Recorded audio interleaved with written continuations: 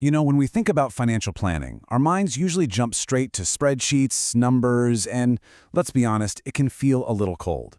But what if we reframed it? What if we thought about it as a deeply human responsibility? Today, we're going to dig into who your most important and probably most overlooked financial dependent really is. So let me ask you something, straight up. Who are you financially responsible for? Right away, I bet your mind goes to your spouse, maybe your kids, or even your parents. And yeah, those are absolutely the right answers. But there's someone else on that list, someone you might be completely forgetting. There's this one core idea that just flips the whole thing on its head. It's this: you are financially responsible for another person.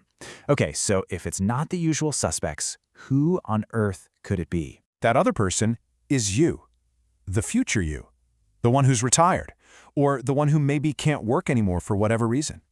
This changes everything, doesn't it? You're not just saving money. You are literally fulfilling a duty to care for someone who is 100% dependent on the choices you make today.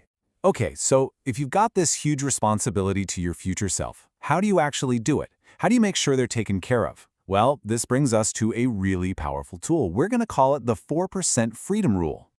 Now, the beauty of the 4% rule is its simplicity. It's basically a guideline that says you can safely withdraw 4% of your total saved-up investments each year and, in theory, never run out of money because the investments keep growing.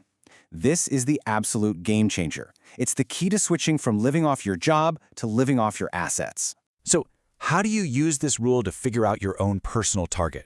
Well, that's where we calculate what's called your freedom number. And trust me, you're going to be surprised at just how simple the math actually is. No calculus required, I promise. Finding your number is really just a simple 3-step recipe.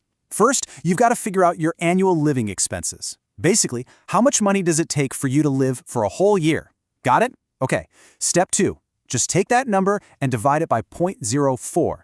And the number you get? That's it. That's your financial freedom number. That's the target you're aiming for. Let's make this real for a second. Let's say your annual expenses are $40,000 a year.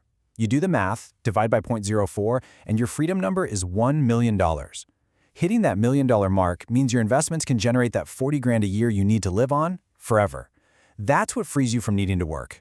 Now, of course, there's always a little catch, right? And in this case, it's inflation. That $40,000 just won't buy as much in 20 years as it does today. So it's super important to remember your target number isn't set in stone. It's probably going to need to creep up over time to keep up with costs.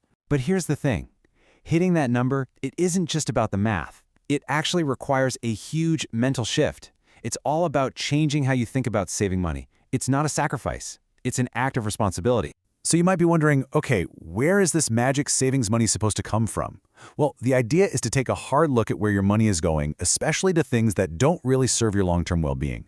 We're talking about things like that extra vacation that stretches the budget or maybe some costly habits. Look, it's not about depriving yourself of all fun. It's about rerouting cash from short-term wants to your future self's long-term needs. And this is where that little voice inside your head totally changes its tune.